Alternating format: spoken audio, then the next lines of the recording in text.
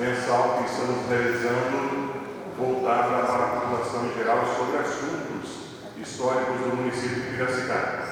Eu gostaria de agradecer as presenças dos nossos ex-presidentes, Marli Terezinha Germano Perecini, que está presente, Valdisa Maria Caprani, que está aí, Pedro Maurão, também presente, Vitor Pires Benkovski, faltou mais alguém?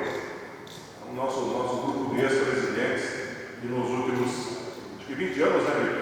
Levaram aí a história de Piracicaba para o conhecimento. Agradeço também a presença da vereadora Silvia e do João Scarpa, do mandato coletivo, que estão marcando aí. Tem mais alguém com vocês?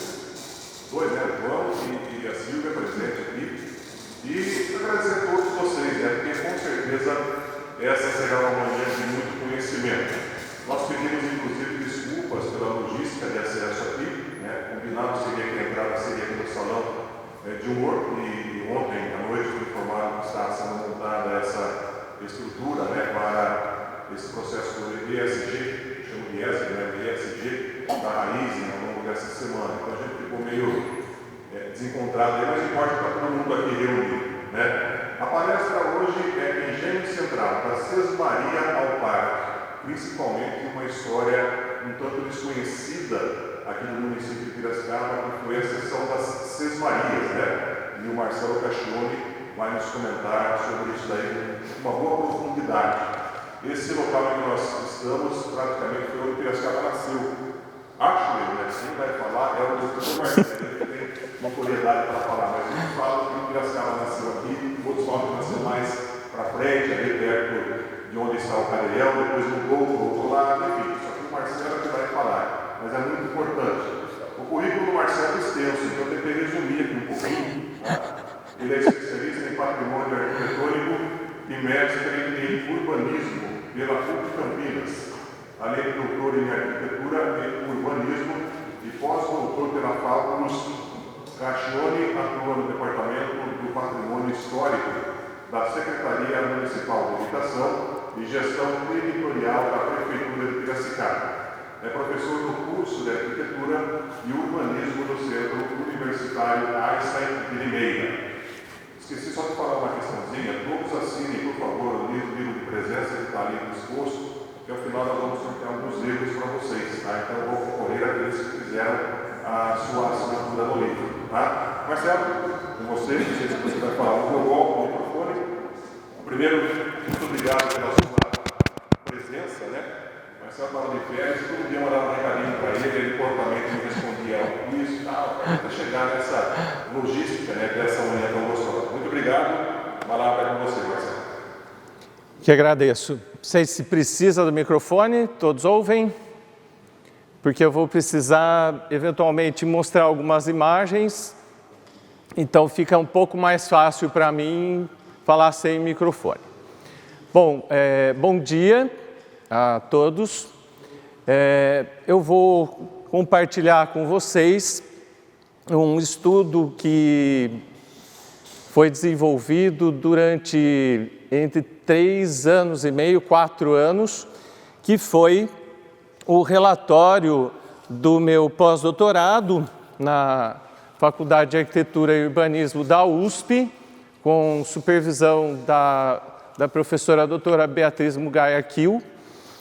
E esse estudo foi basicamente um estudo sobre arquitetura industrial, arqueologia industrial, arqueologia da paisagem e patrimônio industrial, com ênfase no Engenho Central de Piracicaba. Então não é um estudo de caso sobre o Engenho Central de Piracicaba, mas a gente tem uma ênfase aqui no Engenho Central de Piracicaba, mas é um estudo muito maior do que apenas do Engenho Central de Piracicaba.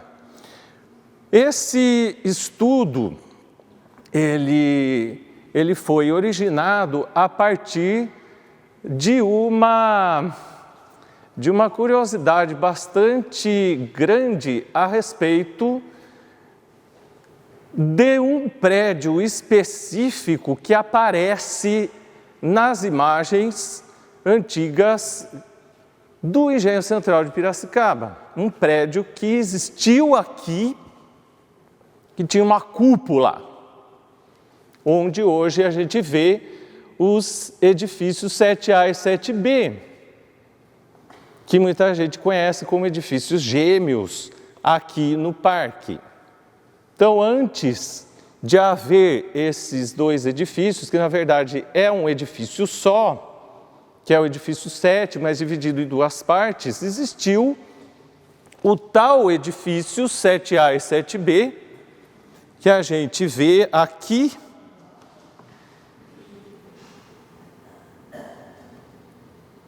nessa imagem, que é a primeira. Essa imagem é de 1899. E esse edifício aparece, então, nessa publicação da província, e esse prédio exibia essa cúpula. Então, o estudo foi originado a partir de entender por que esta edificação industrial exibia essa tipologia incomum para uma usina de açúcar. Pois bem, a gente já chega nessa história.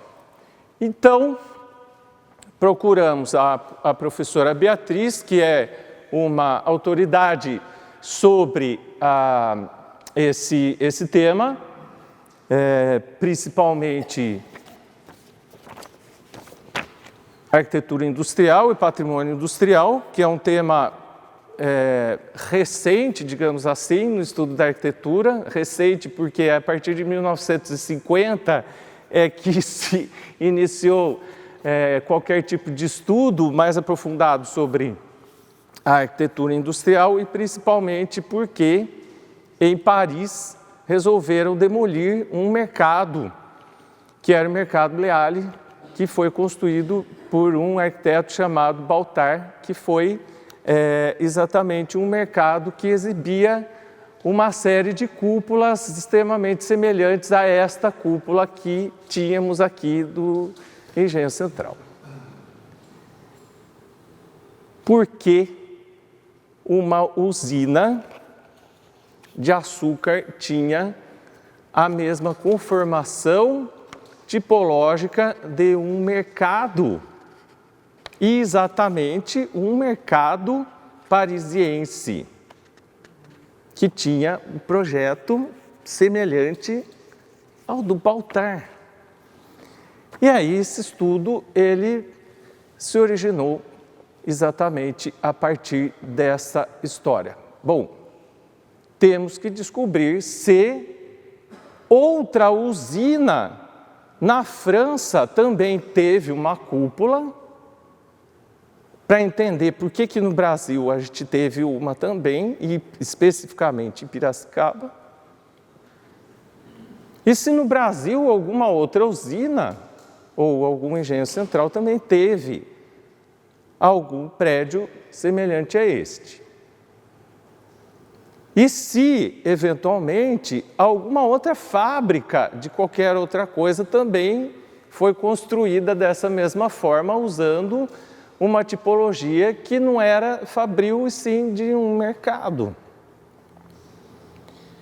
Bom, e aí começou a nossa pesquisa, né, que foi aceita pela comissão de pesquisa da FAO, e teve então um período da pandemia, né, como um aliado no final das contas, porque foi a pandemia ela prejudicou e foi um aliado no final das contas, porque fechou arquivos que a gente precisava pesquisar, mas por outro lado deu mais tempo, porque todos os trabalhos acabaram tendo o seu tempo de pesquisa estendido. Então, de 2 anos, a gente teve 1 ano e meio a mais para concluir a pesquisa cresceu. e teve aí a sua conclusão com mais de 730 páginas. Foi um trabalho que cresceu no final, porque a pesquisa ela foi se estendendo, né, porque as questões foram aparecendo para a gente tentar, então, entender tudo isso. Para entender, então, se a gente tinha, afinal de contas, mais uma usina, um engenho central com uma cúpula, a gente estudou 27 usinas e engenhos centrais na França. E não encontramos nenhum prédio com cúpula. Talvez um prédio que tivesse alguma coisa que parecesse com uma, mas não era. Então, 27 usinas foram estudadas e entre essas 27 usinas de açúcar na França, encontramos sim diversos edifícios semelhantes a vários prédios que a gente encontra aqui no nosso pátio do Engenho Central, ou de prédios que existiram no Engenho Central. E para entender todo esse processo, com base na iconografia, nós encontramos 70 edifícios, dos quais 30 são remanescentes.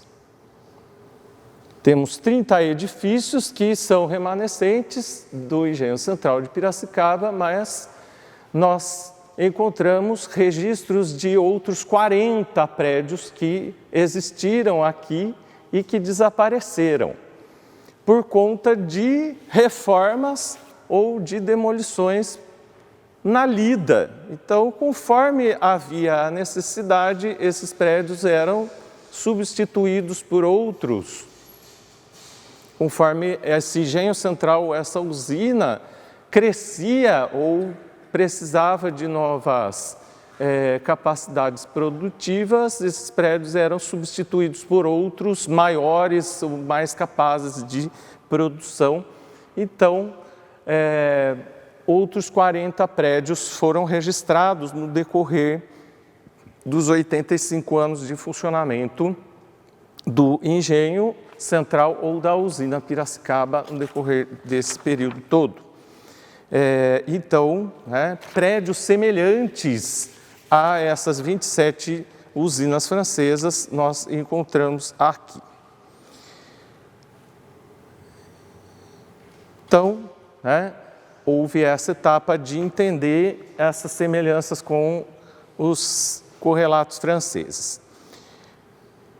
E aí, então, passamos ao entendimento de usinas e engenhos centrais no Brasil. E aí, então, fomos verificar semelhanças e se tinha algum prédio com cúpula aqui do Brasil. Então, verificamos desde o engenho central de Quissamã, que foi o primeiro do Brasil, passando pela Schmidt, em Sertãozinho, a Barcelos, em São João da Barra, a Porto Real, no Rio de Janeiro, e daí por diante, outras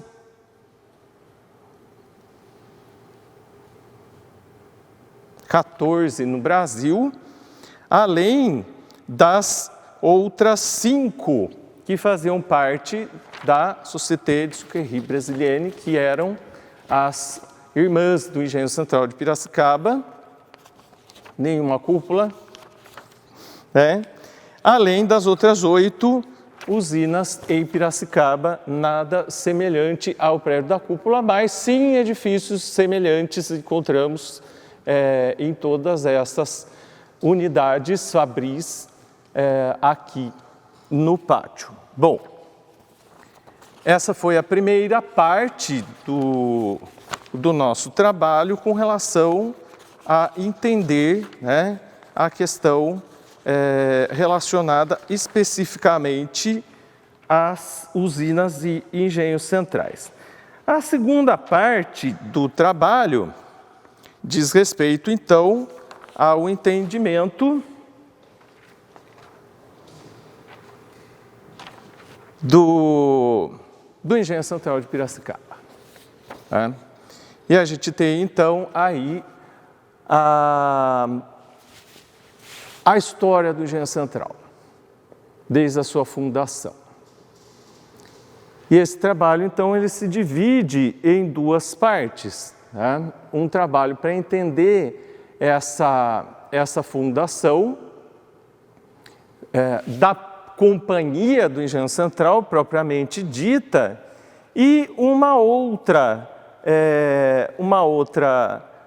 parte que é o entendimento dessa localidade, que é uma localidade que se configura como, para muitos autores, sim, né, o local de fundação da cidade, onde havia o estaleiro do Antônio Corrêa Barbosa, onde ele colocou a sua família, os seus subordinados e instalou esse estaleiro e configurou essa povoação, inclusive descumprindo ordens superiores, né, onde ele recebeu ordens para fundar essa povoação em outro lugar e preferiu fundar aqui, que era um local que ele conhecia e onde ele tinha interesses financeiros, inclusive, de produção de embarcações, né? Aqui a professora Marli, que é quem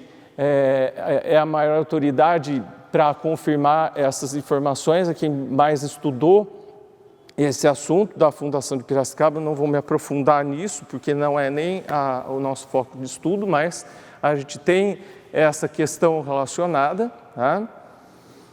E temos, então, essa primeira ocupação territorial aqui nessa porção de terra. Então, temos essa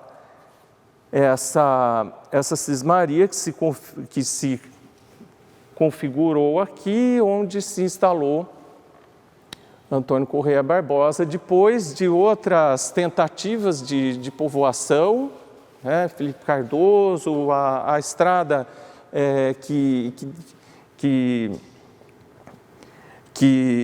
que foi determinada a ser aberta pelo Moraes Cavalcante e tudo mais, né? Isso em momentos anteriores. E aí, então, essa povoação foi configurada aqui, depois foi transferida para a outra margem do rio, exatamente porque havia nessa situação uma questão de logística que não tinha sido observada anteriormente. E nesse caso não havia sido obedecida uma questão que era bastante importante para a urbanização portuguesa. A urbanização portuguesa, ela é caracterizada fundamentalmente como uma urbanização de colina.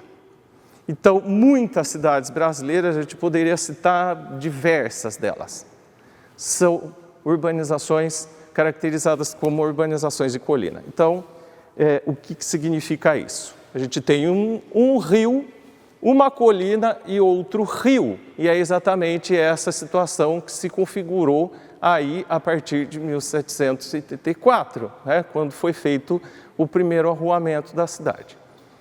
Então,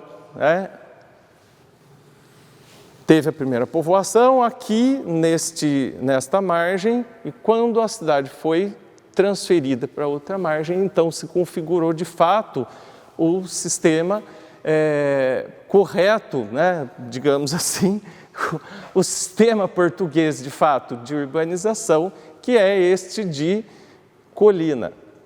Escolheram a colina onde está hoje a Praça da Catedral, a Praça José Bonifácio, onde se costumavam fazer então as urbanizações, né? Então, por quê? Porque os portugueses tinham este costume, isso não está em nenhum manual, mas era um costume. Então, quantas cidades brasileiras a gente tem para citar? Inúmeras, né? Então, a gente tem o Rio Piracicaba, a colina, o Itapeva e a colina lá em cima, onde foi então traçado o primeiro quarteirão, o primeiro arruamento da cidade. E ali, então, foi traçado este quarteirão, o primeiro, que é o quarteirão entre a 15, a Moraes Barros, a Santo Antônio e a Boa Morte. Bom, e esse trecho aqui, para o lado do Engenho Central, ficou. Tá? Então, alguns autores falam que ficou deixado para a agricultura. Só que aqui havia uma capela, né, que foi a primeira edificação religiosa da cidade. E assim, alguns autores falam de um telheiro. Telheiro. Não era um telheiro, porque se fosse um telheiro, a parede que ficava do lado para o rio não teria desabado. Então não era um telheiro, era uma edificação, era uma igreja. E aí a gente tem que entender que foram feitos aterros, diversos aterros para este lado, e a gente vê um muro de pedra que configura esse aterro. Então, existia uma prainha que chegava para cá. E essa igreja ficava, provavelmente, para os lados de frente para o Largo dos Pescadores, vamos dizer assim, né? E havia um núcleo urbano que não era, de fato, um núcleo que foi registrado como foi registrado o núcleo lá em cima na colina. A gente não tem registro. Então, a gente não tem um registro de que houve um arruador que veio e fez esse arruamento e colocou essa matriz no meio e colocou as casas em volta. Então, existia uma prainha, existia uma igreja, existiam casas em volta. E isso não foi registrado. Tá? E aí, quando falam que ficou para a agricultura, me parece que essa cismaria, ela ficou ali, né? Só que aconteceu de um novo cismeiro chegar e ganhar 3 cismarias aqui na cidade, que foi o Francisco Franco da Rocha. E ficou registrado como um cismeiro que recebeu uma cismaria numa localidade chamada Jacarequara. Jacarequara é um córrego que está abaixo de uma avenida aqui da cidade. E aí diz que ele ganhou 2 outras cismarias na beira do rio Piracicaba. E aí a gente tem um outro registro, que é este aqui. O mapa de Piracicaba que está registrado aí no Arquivo do Estado de São Paulo, com um mapeamento de 1823, onde aparece aqui embaixo do rio como engenho de Dona Maria Arruda. E quem é a tal da Dona Maria Arruda, senão a viúva do Francisco Franco da Rocha? Dona Maria Arruda era, além de Arruda, da família Amaral Gurgel. Então, essa viúva do Francisco Franco da Rocha era, além de membro da família dos Arruda, era também da família dos Amaral Gurgel, ou seja, ela era pertencente a 2 das famílias que comandavam Piracicaba na época, né? Então, a gente tinha aí os Arruda Botelho e os Amaral Gurgel como 2 famílias que mantinham engenhos em Piracicaba. Então, quando a gente vê esse mapa de 1823, a gente vê aí, né, o engenho dos Arruda, a gente vê o engenho dos Amaral Gurgel, a gente vê o engenho do Coronel Teobaldo, que depois virou a Chácara Nazaré. O engenho do dos Arruda Botelho está nas imediações hoje do SEMAI e da antiga fábrica Boys. E o dos Amaral Gurgel por volta da rodoviária, ali além do córrego do Itapeva. E a dona Maria Arruda, então, era a herdeira da Sesmaria do Francisco Franco da Rocha, que foi o capitão de ordenanças, que foi mandado para Piracicaba exatamente para substituir o Carlos Bartolomeu Arruda, que foi uma figura aqui na cidade muito polêmica. Quem precisar saber melhor da história dele, procura as publicações da professora Marli, que conta a história dele com muita profundidade. Então, esse casal, o Francisco Franco da Rocha e a Maria,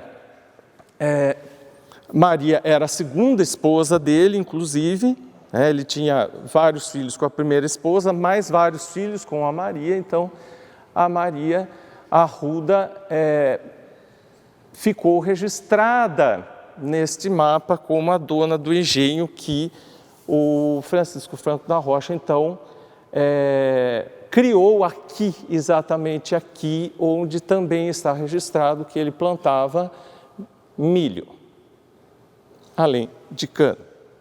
Então, possivelmente, este casal criou um engenho próximo ao rio e tinha, então, a sua casa, provavelmente, onde está a casa 1, onde está hoje a Celan, e onde depois foi a residência da Marquesa de Valença. Então, temos aqui, abaixo, o registro onde está a casa da Dona Maria, e o engenho.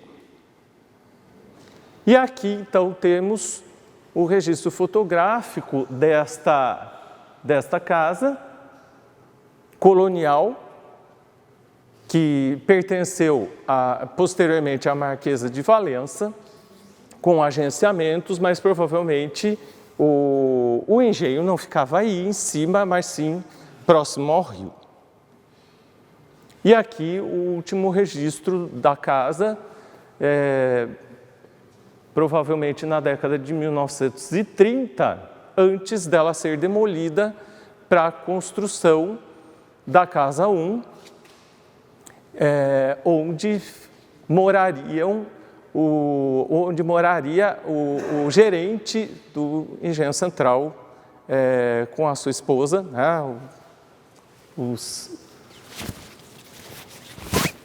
Essa casa foi sendo demolida aos poucos para a construção da Casa 1. Então, aí talvez o último registro da casa colonial que existia aqui em cima, onde residiu a Marquesa de Valença, e possivelmente, dependendo aí da datação, teria sido construída pelos Franco da Rocha. Bom,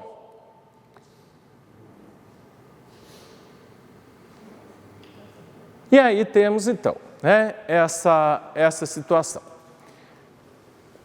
Como é que essa propriedade ela foi sendo passada? Pouquíssimos anos depois, acho que 2 ou 3 anos depois desse registro de propriedade da Dona Maria Arruda, ela faleceu ainda muito nova. E assim, o que se registrou dela é que ela era uma mulher fina, que comia com talheres e se trajava bem. E isso, para a época, era alguma coisa a se comentar, porque ela foi uma mulher educada, E essa propriedade passou para o sogro de uma das filhas dela, José Álvares de Castro. E no falecimento dele, porque ela tinha dívidas com ele. E ela tinha alguns filhos, inclusive. E aí, quando ele faleceu, essa propriedade foi passada para o filho dele, José Alves de Castro, e para a filha dela, uma das filhas dela, que era a Maria Amaral, que venderam esta propriedade ao Marquês de Valença, que passou de herança a um dos seus 15 filhos, que era o Barão de Resende. E aí chegamos então a quase a fundação do Engenho Central. Bom, havia esse engenho por aqui, né? E sabemos por registros históricos que os marqueses de Valença moravam aqui, inclusive porque existem registros que eles hospedaram Luiz de Queiroz quando Luiz de Queiroz veio por aqui da primeira vez, nesta casa. Inclusive, há uma confusão entre esta casa e a outra, que é esta outra aqui, que é, na verdade, outra casa em outra fazenda, que é a fazenda do Barão de Resende. Então, vamos lá, são duas fazendas e não uma, tá? E aí, como é que isso acontece? Então, os marqueses de Valença compraram esta fazenda aqui dos descendentes dos Franco da Rocha. Mas havia uma fazenda aqui do lado, e isso fica registrado no material publicado pelo Padre Castro, em 1858, e ele conta, né, de uma casa que fica ali na Antônio Corrêa Barbosa, que dá fundos para aquele terreno que todo mundo quer construir qualquer coisa, que fica ali próximo ao palacete do Luiz de Queiroz. E se a gente for ali naquele terreno e olhar para cá, a gente só vê o Engenho Central. E disso se conclui que, sim, eram duas fazendas. Então, existia a fazenda dos marqueses de Valença, e se a gente for no pátio do Engenho Central, a gente vai ver uma marcação que pega uma avenida que vai lá na Nova Piracicaba e vê que, sim, aí do outro lado havia uma outra fazenda que é descrita pelo Padre Castro como terras de um delegado cujo apelido era Alfeninha. E provavelmente, não encontramos registros, mas provavelmente essas terras, que eram uma outra sesmaria da família Oliveira, foram adquiridas pelos Conceição, porque do outro lado do rio eram terras dos Conceição, que os Conceição adquiriram, inclusive, do Coronel Teobaldo, quando vieram para cá, o pai do Barão da Serra Negra. E eu acredito, não provo, infelizmente, com documentos, mas acredito que essa fazenda do Alfeninha tenha sido adquirida pelos Conceição e foi dote no casamento entre o Barão de Resende e a dona Cândida.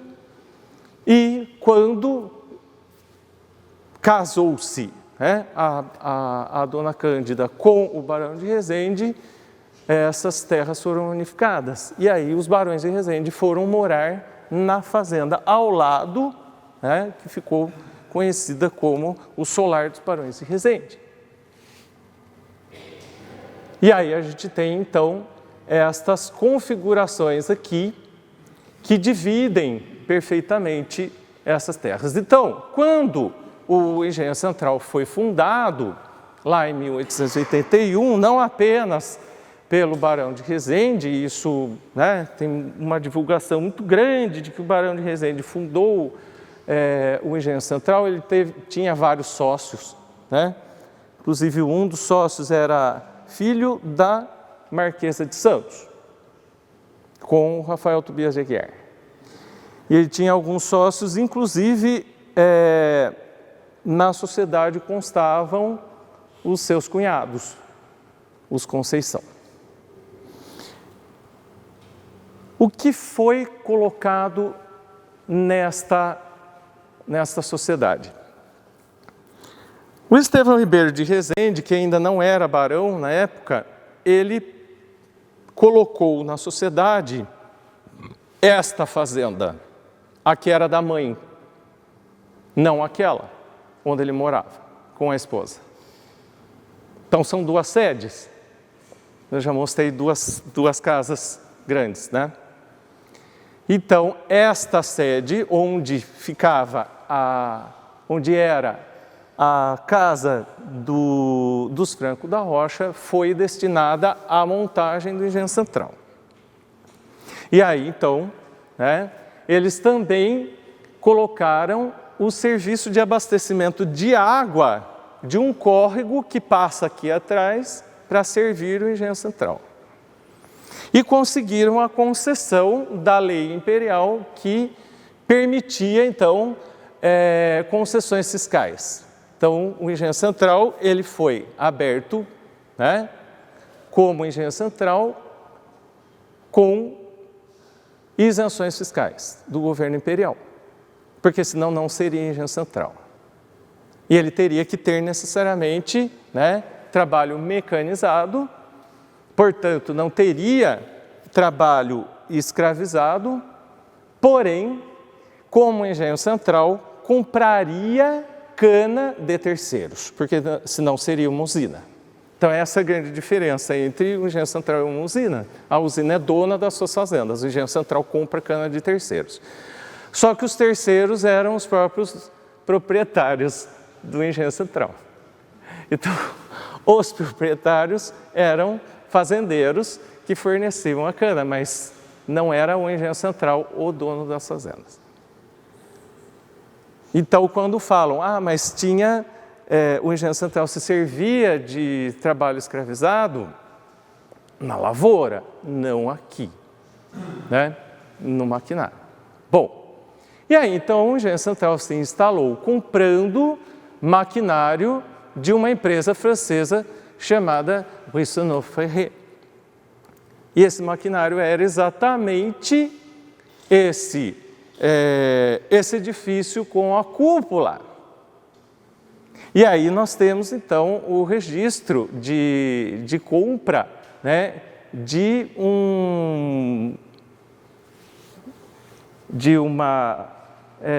uma quantidade muito grande de ferragem. E temos então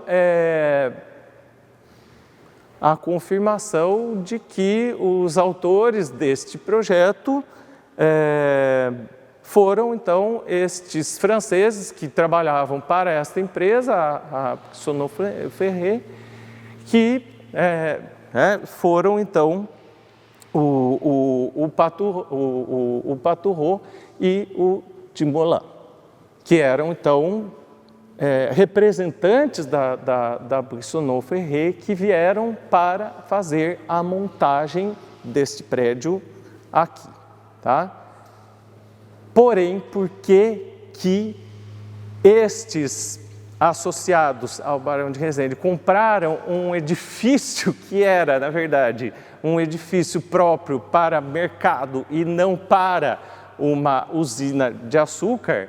Porque a escolha desse edifício a gente não vai saber nunca, né?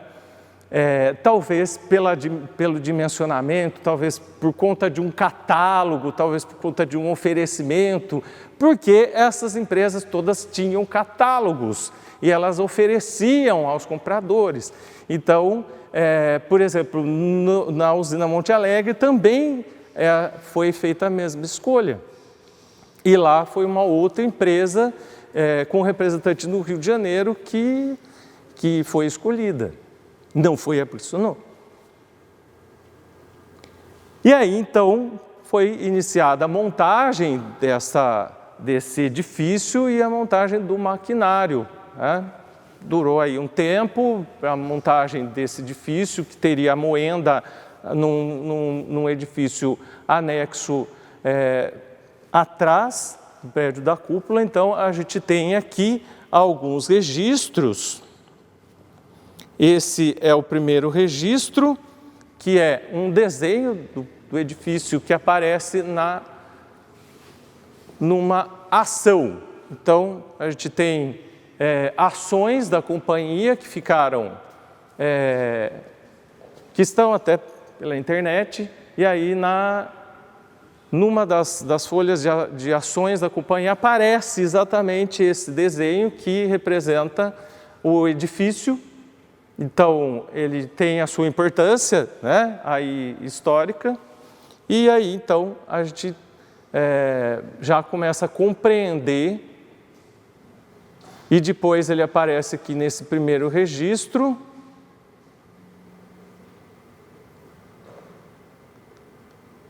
já com a destilaria construída, recém-construída do lado.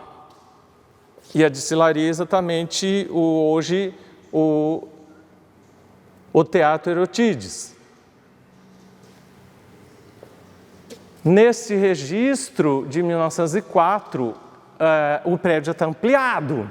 Então, do lado, ele já tem uma ampliação e a gente vê já do outro lado um armazém, onde está hoje o edifício 14A, que funciona a Pinacoteca. Lá no fundo aparece uma casa ainda de feições coloniais ou vernaculares, onde funciona hoje o nosso Departamento de Patrimônio Histórico e o CODEPAC, que é uma casa construída em 1898, que é hoje o edifício mais antigo remanescente em todo o Parque do Engenho Central,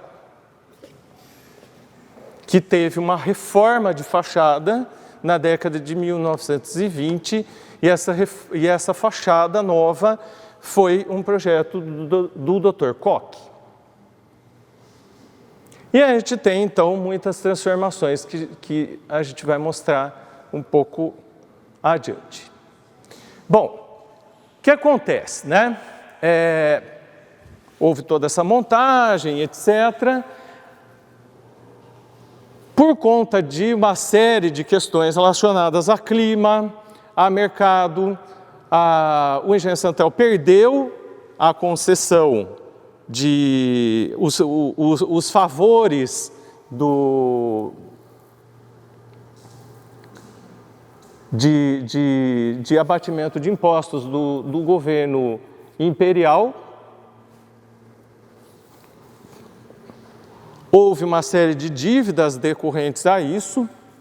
O Barão de Resende, ele era o gerente desse Engenho Central, né? Quem presidia a companhia era um dos Conceição, inclusive. Ele entregou o cargo, teve uma série de questões com relação a isso.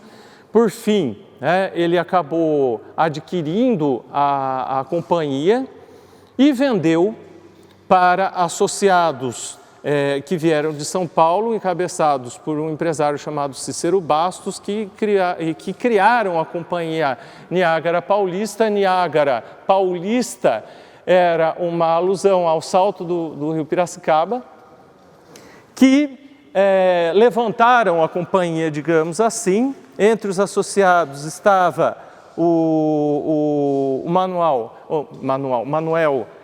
Buarque de Macedo, que foi proprietário do engenho de Monte Alegre, ou da usina Monte Alegre, foi proprietário da tecelagem Santa Francisca, aqui do outro lado do rio, e foi o fundador do Jornal de Piracicaba.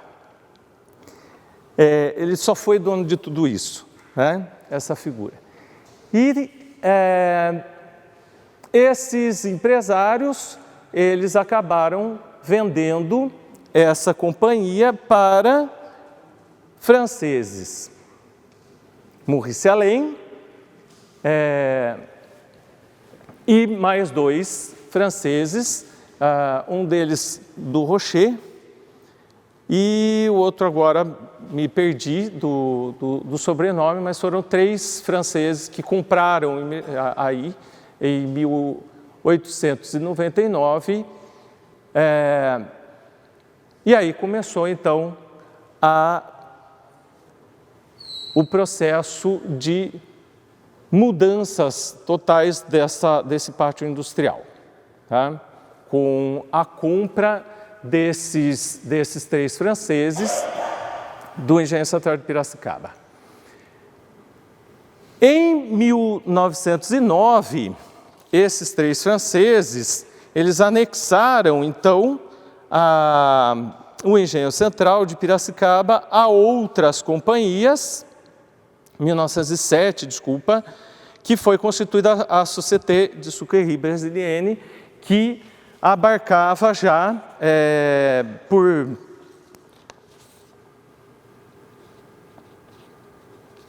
por conta de heranças e outras associações, os engenhos centrais de Porto Feliz, Rafar Lorena, Cupim e Paraíso Tocos, esses 2 do Rio de Janeiro. Então, essa sociedade, ela tinha, então, outras unidades em São Paulo e no Rio de Janeiro, e este pátio fabril, então, passou a ser administrado por um grupo societário muito maior. Tá? E aí, então, começou um processo muito maior de modificações e bastante extensas, de prédios que simplesmente saíam e entravam, né, em todo o tempo. Com o falecimento da baronesa de Resende, então, houve a maior modificação dessa planta fabril quando foi comprada a outra fazenda e foi estendido o pátio fabril para adiante. Então, do prédio 17 para adiante, então os prédios 15, 17, 14B, 14C, toda a parte além do pátio, tudo isso é posterior, então, ao falecimento da baronesa de Resende. E a gente tem, então, a ampliação do pátio para lá na década de 1940. Né? Então, tudo isso foi modificado a partir, então, apenas do falecimento da baronesa de Resende. Inclusive, existem registros de que os franceses e a baronesa não se davam nada bem. A baronesa acusava os franceses de invasão da fazenda. Né? Quem teve oportunidade de conhecer, a professora Marli estava, inclusive, comentando agora, antes da palestra, que teve a oportunidade de conhecer a fazenda.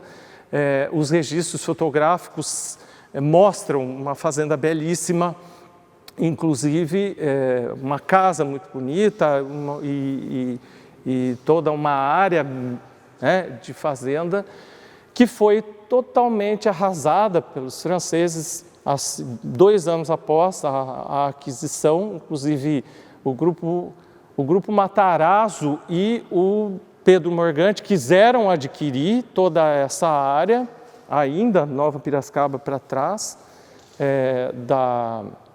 da dona Francisca e do doutor Américo Brasiliense, mas eles preferiram negociar com os franceses. E eles simplesmente colocaram tudo abaixo. Né? Arrasaram completamente com a fazenda, segundo alguns relatos, mesmo de raiva da baronesa, eles quiseram acabar com tudo e plantar cana no lugar. Bom, a gente tem alguns registros aqui sobre esse processo, né, de mudanças no pátio. Aqui a gente tem algumas plantas que mostram, né, aqui ainda o casarão dos Barões de Resende, e aqui um pouco de como foi esse processo, né, em 1903, alguns dos edifícios sendo colocados, e ali do outro lado a chácara dos Barões, os edifícios sendo construídos. Aqui, em 1916, a gente já tem uma planta se configurando, inclusive esta planta de 1916, ela deu total condição da gente conseguir reconstituir os edifícios que desapareceram aqui no decorrer do tempo. Então, a gente teve um trabalho de reconstituição desses edifícios, a gente redesenhou todos eles e fez maquetes eletrônicas desses edifícios, que vocês vão ver daqui a pouco.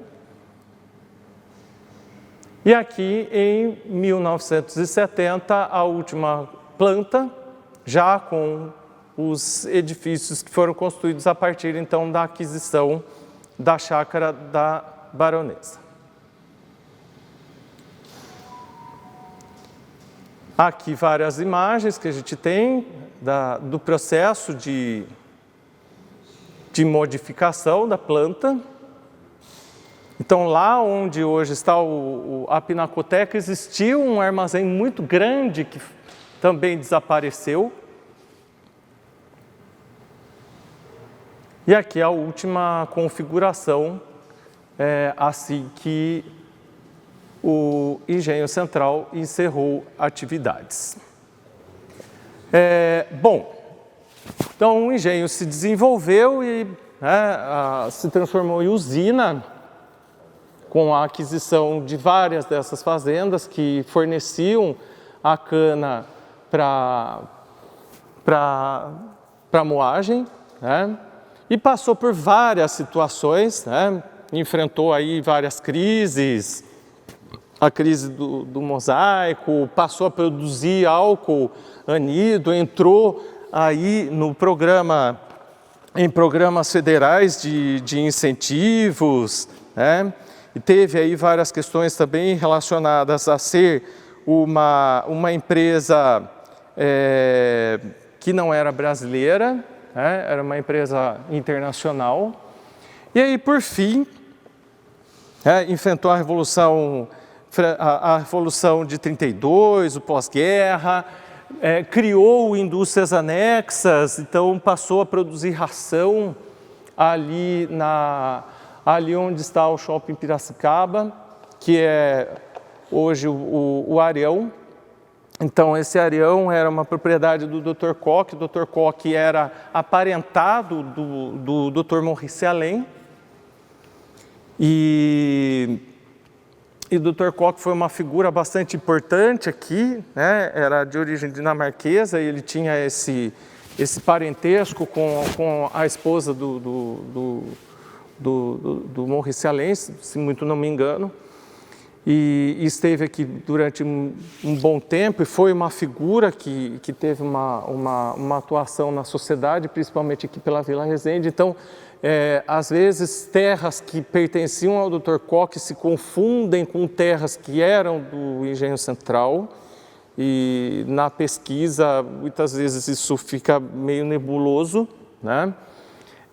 inclusive com relação às casas aqui na Vila Resende, hoje Nova Piracicaba, isso fica um pouco nebuloso, porque tem casas que eram do Dr. Koch e não do Engenho Central. E existem casas que eram vila de operários do próprio Engenho Central, incluindo toda essa faixa aqui da Rua Maria Maniero e algumas outras. Mas, por exemplo, o sobradinho ali na Dona Maria Elisa era do Dr. Koch mesmo. E a gente tem, então, as indústrias anexas que produziam ração e produziam conhaque, que ia para a França para serem engarrafados lá, que é o Napoleon e a Pernod, que alguns mais antigos devem se lembrar, que ainda são produzidos em outras fábricas e comercializados aí para o mundo.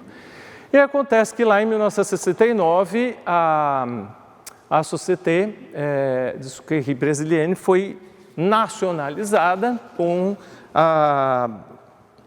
nomenclatura Usinas Brasileiras de Açúcar S.A., a UBASA, aliás, em 1967, funcionando até 1968, quando foi vendida o controle acionário para a Deltec Swift, que passou no ano seguinte para o Grupo Silva Gordo, que passou em 1972 para a União São Paulo, que em 1973 decidiu encerrar atividades no auge de produção. E segundo consta, ainda que estivesse no auge de sua produção, as terras estavam muito valiosas, no sentido imobiliário. Há também quem registre que a terra já estava cansada da produção da cana, aqui para trás. Então, tudo isso já estava muito interessante para o mercado imobiliário, então foram criados vários projetos imobiliários e aí, então, nesse sentido, com o encerramento das atividades da usina Piracicaba, então, foram feitos os loteamentos Terras do Engenho em Nova Piracicaba e esta área, então, ficou, primeiro, foi declarada de utilidade pública e depois, então, com muitas negociações e muitas questões, aí em 1989 foi feito, então,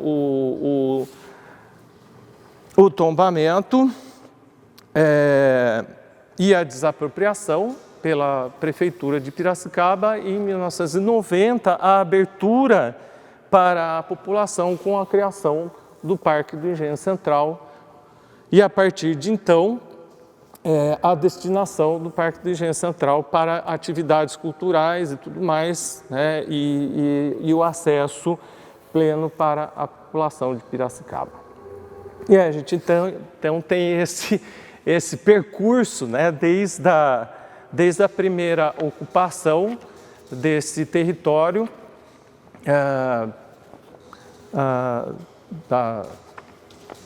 e aí, sem contar uma população indígena que já esteve por aqui muito antes disso, antes mesmo dessa ocupação, mesmo de uma segunda povoação oficial, digamos assim, luso-brasileira.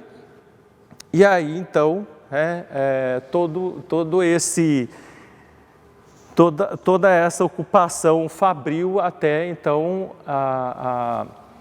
o fechamento desta fábrica, que teve uma importância econômica muito significativa para a cidade, e aí, então, a destinação para um novo uso completamente distinto do seu original, que é o uso que temos até o momento.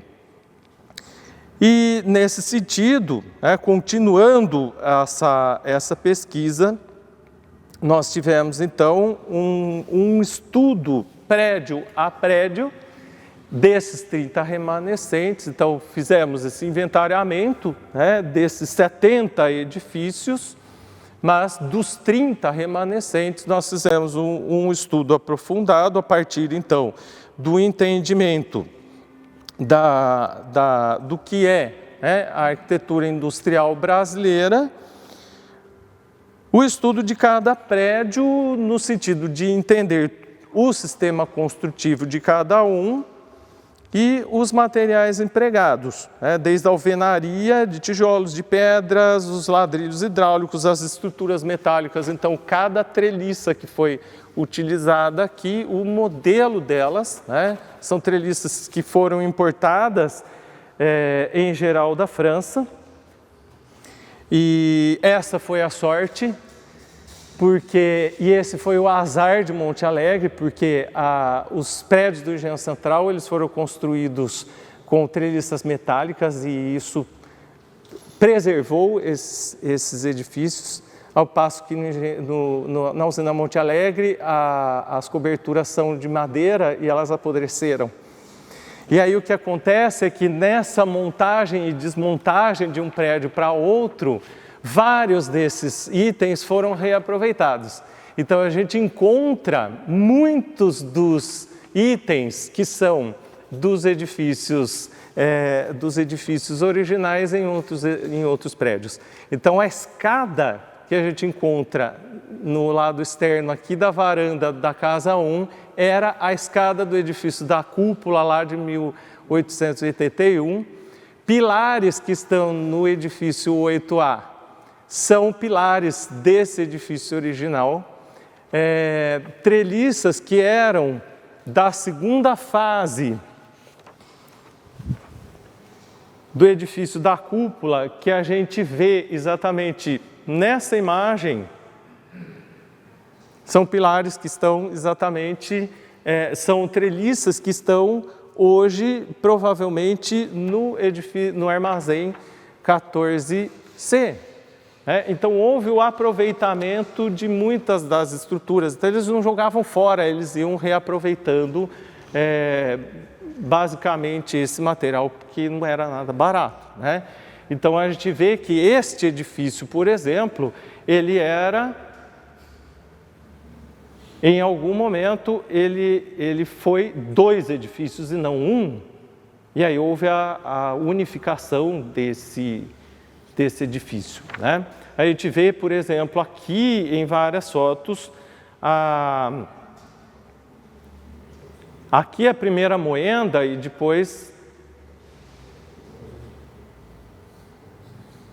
aqui a gente vê a primeira moenda e a primeira destilaria, onde está hoje o teatro, a construção da destilaria. Então, foi a primeira destilaria de álcool anidro do Brasil. O engenheiro Mariler, que era o maior especialista em construção de destilarias, veio da França especialmente para construir essa destilaria. Infelizmente, para a construção do teatro, toda essa estrutura foi para caçamba.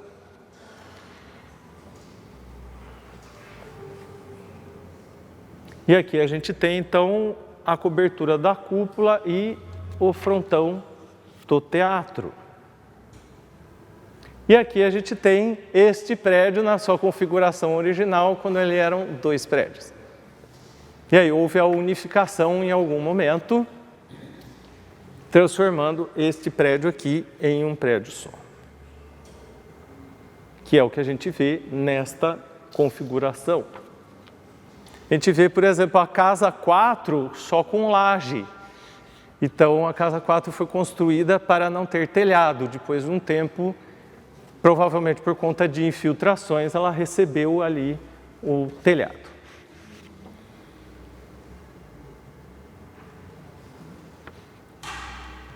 Aqui o pátio já configurado com as estradas de ferro, então várias estradas, várias estradas passavam aí pelo pátio e se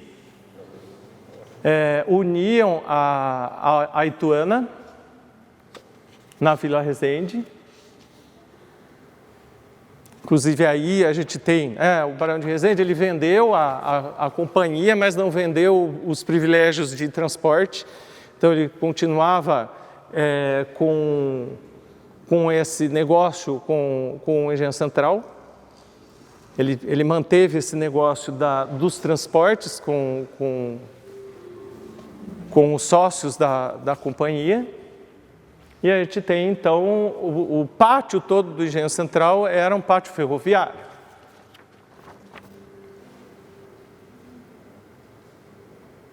E aí a gente vê os trilhos passando, Aí, por exemplo, a Casa 2, onde a gente trabalha, tem esse registro de trens que passavam na frente e atrás em outra situação de topografia.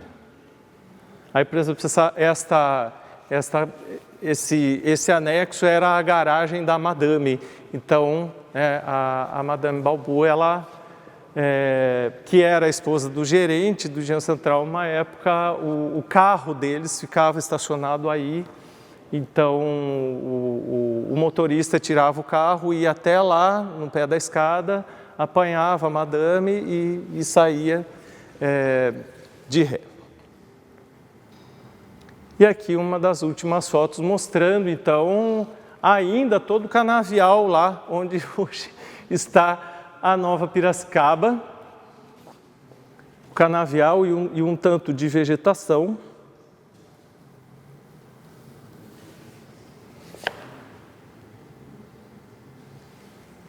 Aqui os funcionários na Casa 4.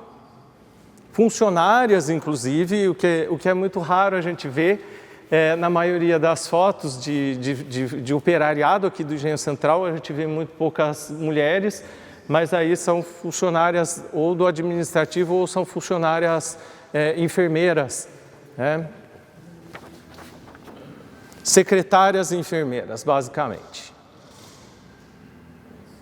E aqui é a estaçãozinha que existia ali no meio do pátio. Bem onde tem um pátio ali, onde faz o palco da Paixão de Cristo, a gente teve uma estaçãozinha de trem. Essa foto aí com o Dr. Koch ali, de calça preta, na década de 1920. E aqui, então, a gente vai começar a mostrar uma outra questão. Bom, então, né, esse foi o estudo aí, prédio por prédio, né, para entender cada um. E aí, entendendo prédio por prédio, nós pudemos, infelizmente, não conseguimos encontrar nenhum edifício com cúpula, a não ser a fábrica de chocolates Menier, próximo a Paris, que é um edifício histórico, que hoje pertence à Nestlé. Aliás, eu acho que hoje é o centro administrativo da Nestlé. A Menier era um concorrente da Nestlé, que a Nestlé comprou, e é um prédio magnífico. Então, um dos prédios da Menier tem também uma cúpula, e foi esse o único correspondente que a gente encontrou.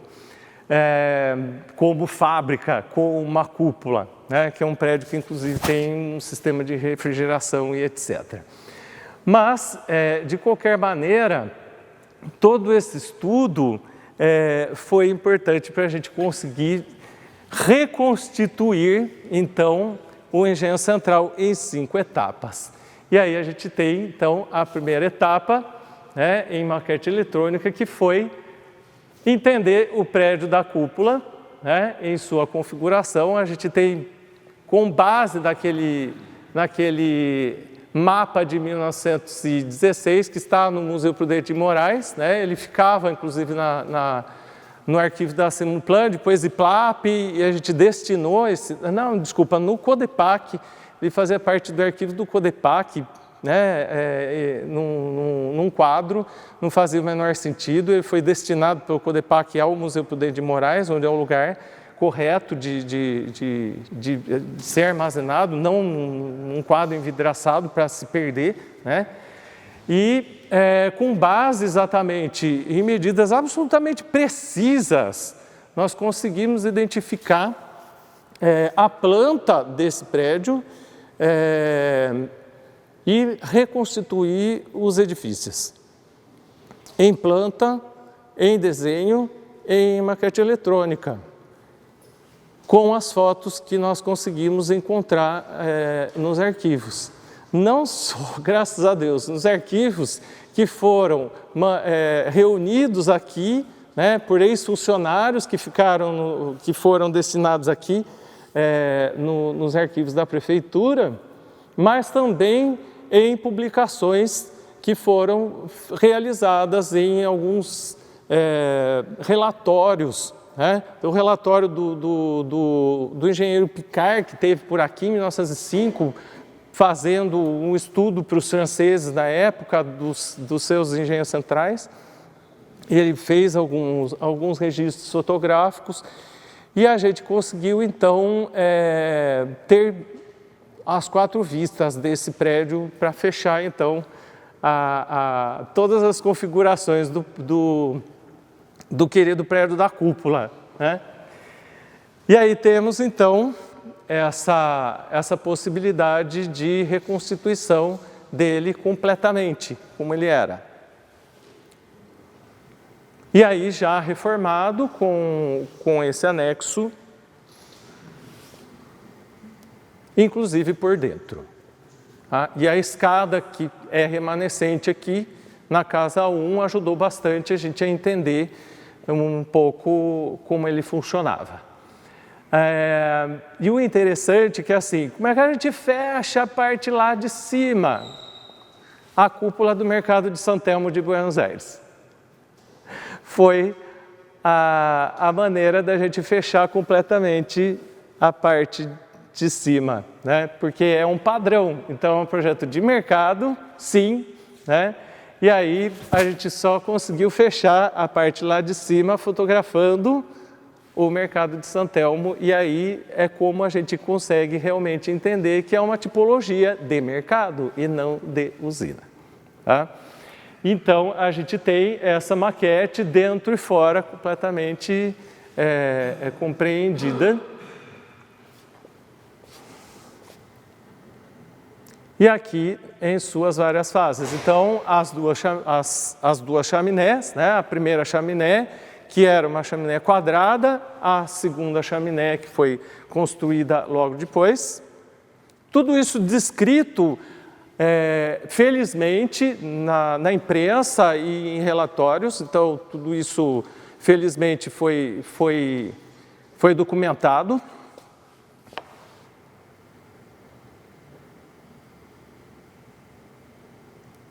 Aqui com essa cobertura branca era já uma cobertura para a ferrovia. E aqui já a moenda de 1915.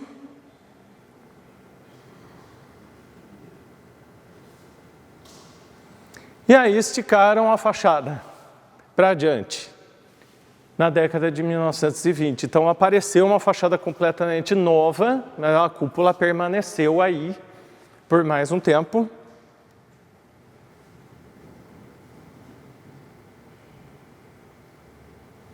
E aí, felizmente, a gente tem o registro de vários desses autores, né? A boa parte desses prédios são de autoria do Dr. Jean Paul Bou, alguma são do engenheiro Rim, e alguns desses projetos são do Dr. Koch. Então, por análise de tipologia, a gente consegue identificar quem são os autores desses projetos. Praticamente não tem projetos de arquitetos, e sim de engenheiros. E a gente sabe, pelo estudo do Dr. Miali, que são engenheiros com uma formação francesa nas melhores instituições da França. Eram engenheiros com expertise exatamente na área de produção. Tá? Então, eles fazem prédios para a produção, mas que têm uma qualidade estética muito, muito boa. E que a gente encontra, inclusive, correlatos nas melhores usinas francesas.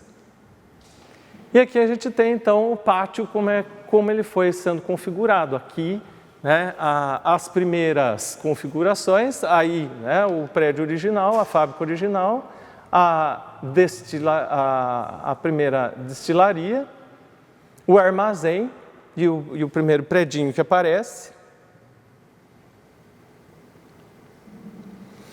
E ali atrás vocês veem um predinho branco que está ali, né? Aquele predinho branco, ele provavelmente, segundo as fotos, ele pode ter sido, se não a senzala do engenho dos Franco da Rocha, se não uma colônia, que depois foi sendo reformado no decorrer do tempo, né? Ele aparece até um certo período aí de meados do século XX, ele ficava aqui na esquina deste prédio, depois eu mostro exatamente ele nas fotos. Aqui em 1915, em 1920 e em 1974, ou hoje, né, como o conjunto se formou. Então, aqui, né, voltando um pouco para trás, e a gente verificando, né, uma das primeiras fotos. Eu não vou conseguir mostrar, mas esse conjunto que ou era uma senzala ou é uma colônia, ele está exatamente atrás deste prédio. Se a gente vê a casa 1 e depois tem um trem estacionado ali, abaixo, né, tem um bloquinho ali, seria exatamente esse conjuntinho ali que passou por diversas reformas, que poderia, né, ser três coisas. Um conjunto que ficou remanescente da primeira ocupação ou algum conjunto que funcionou como senzala do engenho, ou seria uma colônia que ficou perdida aí no meio do conjunto industrial. Infelizmente, a foto que mostra melhor essa configuração a gente não colocou nessa apresentação, mas ela existe e mostra bem essa situação. Bom, eu acredito que era isso o que eu tinha para trazer, né? Eu só não compartilhei com vocês o título do trabalho, né? Arquitetura e Arqueologia Industrial dos Engenhos Centrais de Usinas na França e no Brasil, recuperação da memória arquitetônica do Engenho Central de Piracicaba. Tá? Alguns trechos desse relatório final de pós-doutorado estão já publicados como artigos científicos de eventos, e vários deles já são acessíveis, é só procurar em plataformas na internet. O trabalho, eu não sei se a USP já disponibilizou, porque tem um tempo, né, da entrega do relatório para disponibilização, mas boa parte desse trabalho já está publicado. Sim.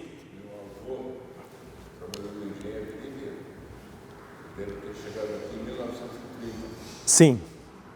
Eu já trabalhava em Rapar, eu fui transferido para cá. E apareceu em 1959, fazendo uma conta aqui, e quando ele nasceu em 1898. Eu trabalhei, ele era eletricista. Ele veio aqui, eu conheci o Dr. Von Haas, que era engenheiro. Ia na casa do Léo, eu vivia aqui 2 anos e 3 anos. Sou de 1940. Uhum. E 45.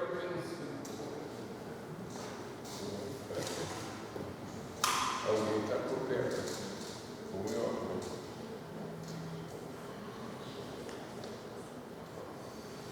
Então, eu já vi uma foto anterior aí, onde tem um canal da mão.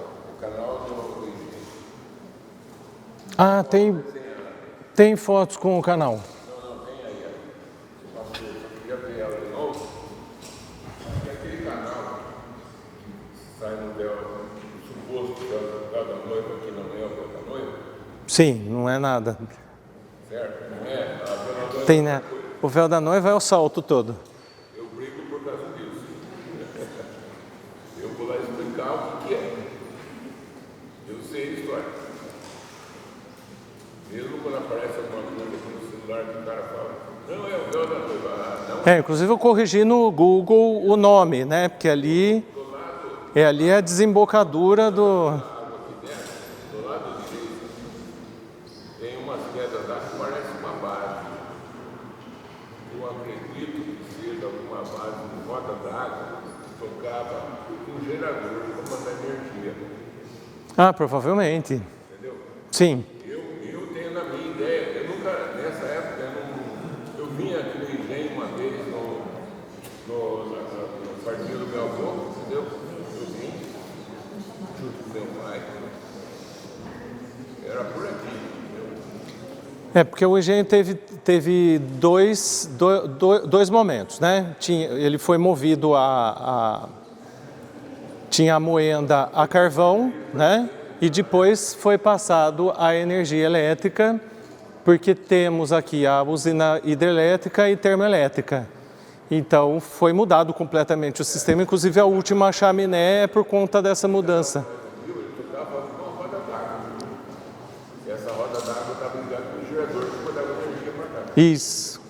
Eu não achei lugar nenhum. Se quiser ver se achava alguma coisa, mas não acho. Eu nunca vi nenhum registro. Tem uma foto de todos os funcionários do engenho no início do massacre. Meu avô está lá. Meu avô faleceu em 1959 e essa foto é de início, que apareceu aí em 1950. Ele já estava trabalhando aí. Precisa localizar o Pedro. Precisamos localizar o avô dele na foto, para documentar. Tem um livro escrito, tem a foto do despedida de um engenheiro. Tem todos os funcionários lá. E a foto está muito ruim. Eu devo ter livro, cara. No meu computador eu tenho a foto.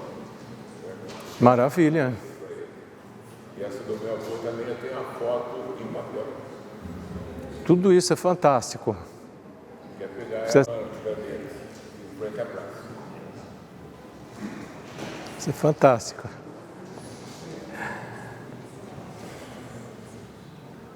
Embargou a voz porque tem alguém do meu lado. Maravilha. O meu avô e meu pai. Voltando às suas posições, aquela primeira que era um desenho rústico da cúpula. Sim.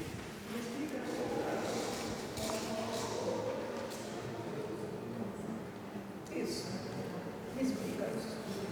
Então, esse é um timbre. Saldo uma empresa? Então, esse é um timbre que foi feito para os papéis das ações, que simplesmente representava esse prédio aqui. É um timbre.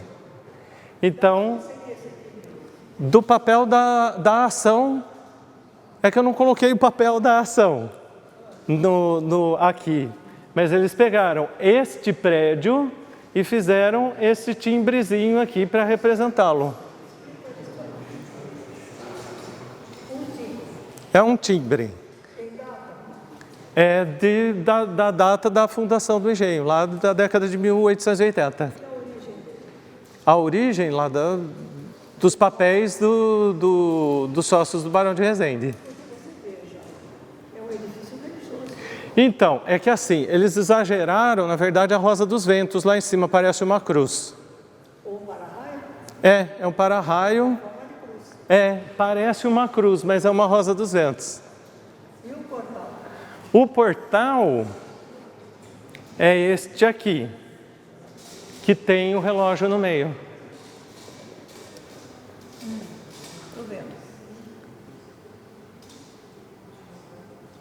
Estou vendo. E esse portal, na verdade, assim, ele vem de uma arquitetura militar de fortificações. Que eu esqueci até de mencionar. Então, a gente tem essa cúpula que vem dos mercados e a gente tem esse portal que vem de fortificações, que tem a origem na arquitetura militar. Construção francesa? Pois é. Exatamente. Um enigma, né? Então, esse pórtico é um pórtico que vem de edificações militares. Que essa arquitetura militar que é incorporada na arquitetura industrial. Configurou o lugar do mercado, onde ficavam os sacos de açúcar com ventilação adequada. Aqui já tem a instalação dos... Tudo isso.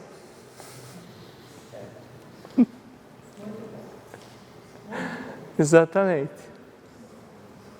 Pessoal, podemos encerrar? Sim, sim.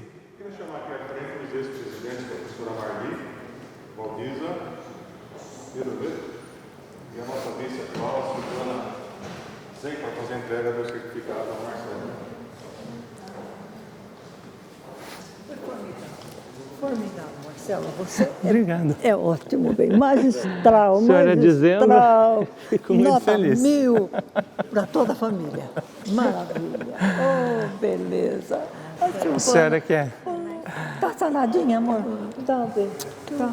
Com a gratidão Obrigado. do Instituto Histórico pela brilhante aula de história desse engenho maravilhoso, viu? Marcelo. Que agradeço a oportunidade. Maravilhoso, maravilhoso. Vira para foto. Foi magnífico. Tem mais uma coisa.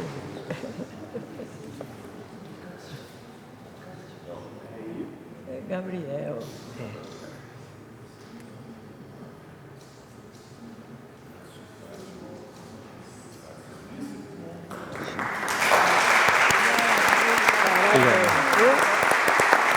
Obrigado. Como que você consegue ficar com a mesma cara esses anos todos? Você lembra? Claro que eu lembro. Tudo bom. Salientar que o Instituto Histórico É passando raiva. para preservar a história de Piracicaba. Somos todos voluntários, né? Ganhamos em dólar da Guiné-Bissau, né? Então, Marcelo, a gente agradece aí pelo ímpeto. Eu que agradeço. Porque para fazer uma apresentação dessa, ele com certeza dedicou o seu tempo. E a gente queria entregar para você, não é francês, nem feito na Superri, é feito lá em áreas ibéricas, né? Um vinho para que você pudesse comemorar num momento gostoso com a família. Obrigado. Pelo menos como Obrigado. lembrança pela sua manhã, né? Em nome de toda a diretoria. Obrigado. É isso, pessoal. Obrigado. Que venham outras, né? Sim, sim. Adorei você hoje, viu, Marcelo. Puxa Obrigado vida, pela foi oportunidade, demais. pelo convite. Foi complicado, mas nós conseguimos, né? Pois é.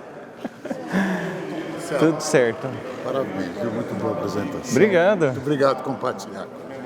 Obrigado.